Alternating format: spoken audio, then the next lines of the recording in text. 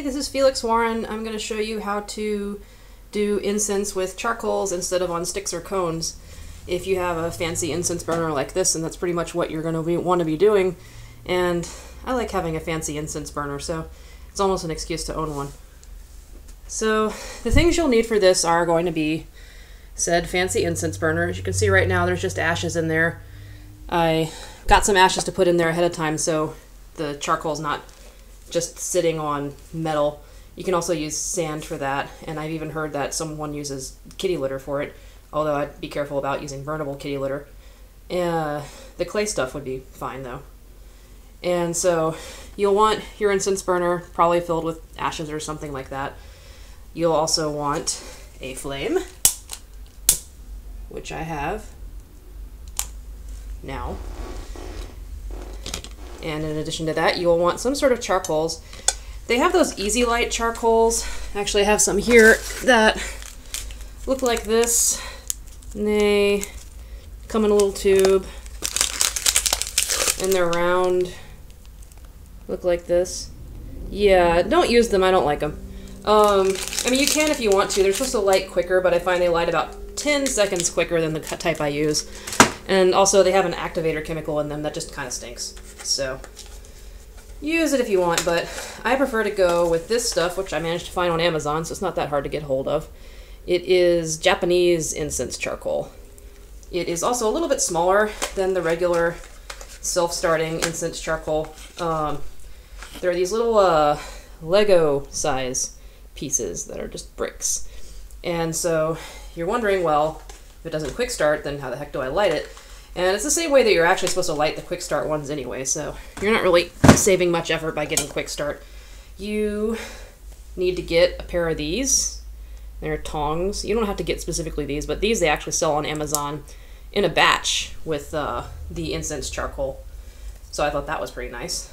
And you just grab your brick with those tongs and you hold it over a candle flame until it's good. And it's not gonna like make a noise or anything to tell you that it's done, but you're gonna see the corners glowing.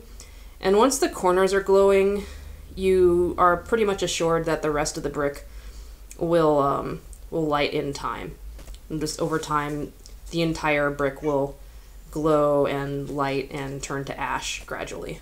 So, not like the quick start stuff, but pretty similar.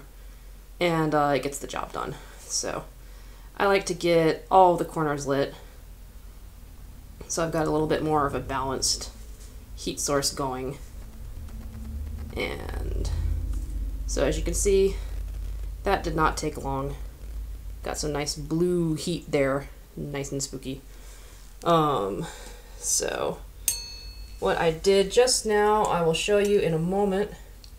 I basically just drop the brick in there, and I might not be doing this the best way. You will probably be able to improve on my methods.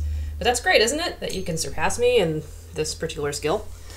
So I just dropped the incense coal in there, just flat enough to where I can put incense on top of it. And then after that, all you really need is some sort of incense. I've got a couple types. I've got some dragon's blood in this baggie here. It's a resin incense. And you basically just break off a kernel, like smaller than this even, but this is like a kernel of resin incense. And then you would just take the tongs or something and put it on top of the brick, and it would slowly burn. You can even put some of the ashes on top of the brick to make it to where the heat distributes a little bit slower, so you don't get like a whole bunch of smoke at once. For this demonstration, I'm not actually going to use that. I actually don't really like that dragon's blood resin. I think it's a little too old. Kind of stinky. Instead, I'm going to use the sandalwood I have, which is in a powder form.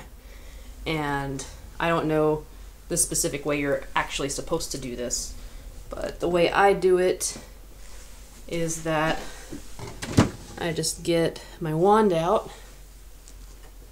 which is right here.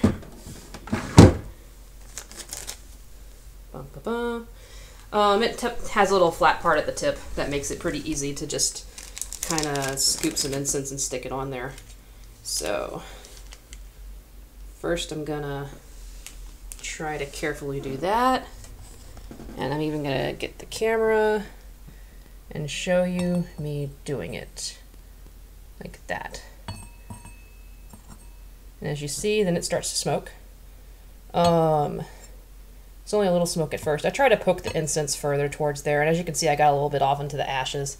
That's all right since I got plenty of it. And then after that, we got some beautiful smoke.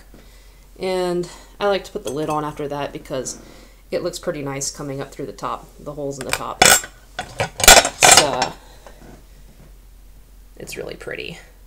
So part of why I even never do this is just because incense looks really, really pretty whenever it comes out of this thing. So there you go. After that, you just kind of let it burn. That coal is going to be going for, I don't know, maybe 30 minutes or an hour. It's safe in there since it's on top of ash. You just let it burn out. And then you've got this briquette-shaped piece of ash. And then after that, whenever you come back to it, you just take that piece of ash and you stir it back with your wand into the ashes. So just have a slowly building pile of ashes, and eventually I'm sure you'll clean it out. You need to do a cleansing, but until then, you've got pretty good incense burner going. So that's how I do that. Feel free to add how you do it better in the comments because I just do this through trial and error. So anyway, thanks for watching.